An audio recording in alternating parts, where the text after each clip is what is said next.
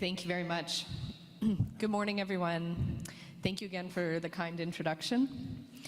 I want to begin by respectfully acknowledging that we are gathered today on the traditional territory of Treaty 1. I offer my sincere thanks to the Treaty 1 chiefs and nations for welcoming us here, and to the elders who opened our gathering this morning in such a meaningful and powerful way. Thank you, National Chief Woodhouse, for inviting me to speak today. It's a genuine honor to be here in Treaty 1 for my first Assembly of First Nations Annual General Assembly. I also want to recognize the dedication and hard work of everyone who made this gathering possible.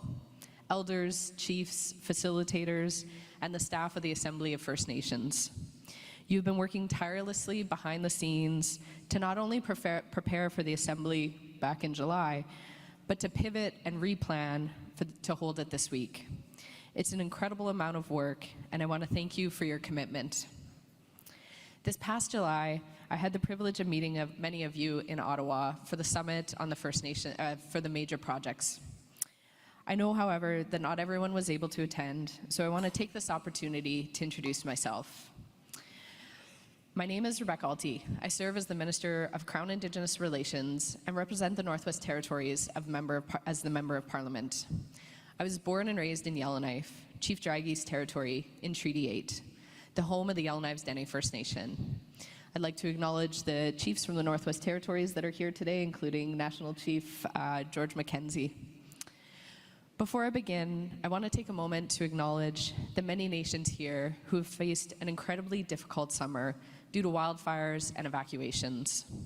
I also want to recognize the many nations who are unable to join us this week because they continue to face wildfire threats or remain evacuated, including Fort Providence and Wati, communities in my riding.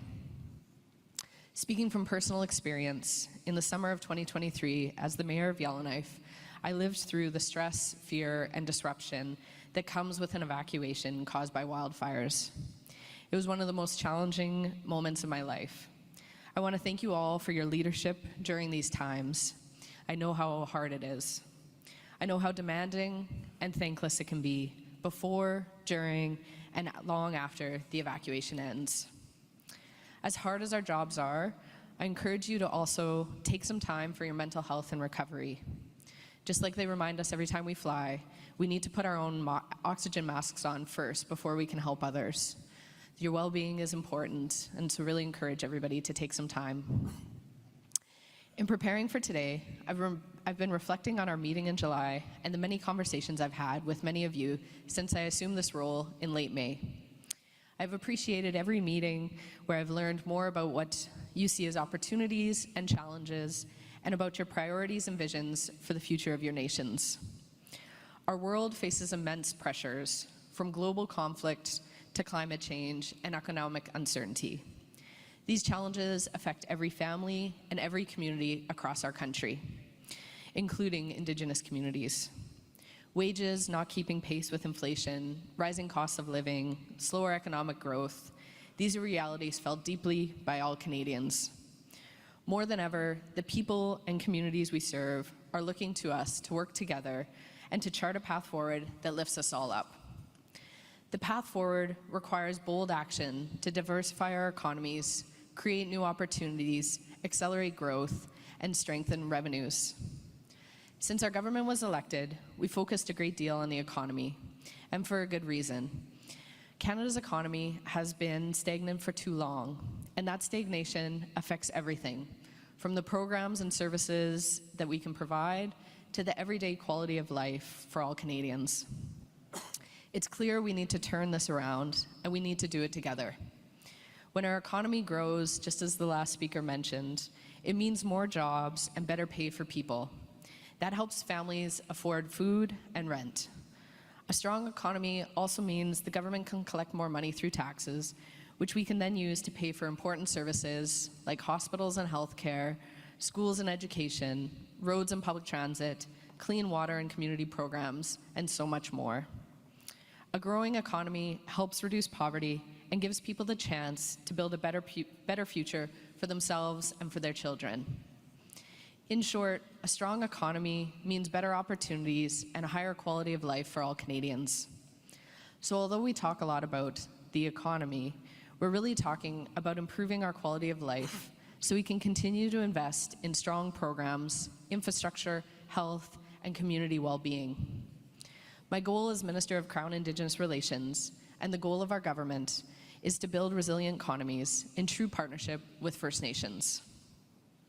Nation building must be grounded in real equity and shared stewardship of resources, not as a lofty ideal, but as a fundamental principle. This requires deliberate action, accountability, and structures that embed Indigenous leadership at every stage. As the Prime Minister has emphasized, removing barriers to participation is not optional. It's essential to building an economy that works for Indigenous peoples. When it comes to major nation-building projects that affect Section 35 rights holders, they will only move forward after meaningful consultation with the Indigenous peoples impacted. Again, this isn't optional. It's a constitutional and legal requirement that must be respected. To advance this work, we are already taking concrete steps. This month, we will establish the Indigenous Advisory Council, made up of First Nations, Inuit, and Métis, and Modern Treaty representatives, to provide advice to the Major Projects Office. We've also secured $40 million in dedicated funding to support Indigenous participation and capacity building, so impacted rights holders can participate from start to finish in the process. And we have doubled the Indigenous Loan Guarantee Program from $5 billion to $10 billion, enabling communities to hold real ownership stakes, not merely participate on the side. These are not aspirations. These are policies in action to build a stronger, more inclusive economy. Through these initiatives, we are shifting how decisions are made. We will move from limited participation to meaningful participation that puts Indigenous leadership at the center of nation building. Moving forward, Canada's growth must be built on real equity and genuine opportunities to shape decisions and share in the benefits. As we look to the future, we must not forget the past or the work required still to advance reconciliation. We will continue to work to complete the Truth and Reconciliation Commission's calls to actions and honor our commitments to First Nations, Inuit, and Métis peoples. Today, over 85% of calls to action requiring federal leadership are complete, well underway, or implemented.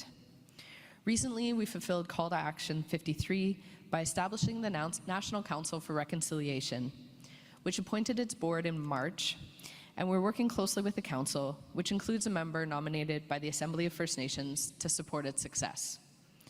We're also advancing the calls for justice from the National Inquiry into Missing and Murdered Indigenous Women and Girls. Our annual progress report highlights 115 initiatives across 21 federal departments and agencies aimed at addressing this crisis head-on. Success depends on strong collaboration with Indigenous partners, provinces, and territories. Here in Manitoba, the Regional Red Dress Alert pilot project exemplifies this positive impact of working together. I look forward to reviewing the final report this fall. Whether renewing partnerships, supporting stronger economies, or advancing reconciliation, my commitment is to work alongside your nations in true partnership. While we have made important progress, I'll be the first to say there is much more work to be done as we walk the path of reconciliation together. I look forward to continuing this work with you, guided by respect, partnership, and shared purpose as we take these next important steps together. As mentioned, unfortunately, I can't stay for the whole assembly. I have a flight this afternoon to attend the cabinet meetings. However, we do have the Deputy Minister, Val Gideon, who will be here for the rest of the week. So if you do have any questions, feel free to reach out to Val. We have other staff in the audience, as well as Parliamentary Secretary, Jeanette with ISK, who's here for the day, as well as other staff from ISK. So happy to take questions. I know that I'm the only federal minister here, so there may be questions that are outside of my realm, but I will take those and relay them to the appropriate minister. Once again, thank you very much for attending and inviting me to attend Masicho.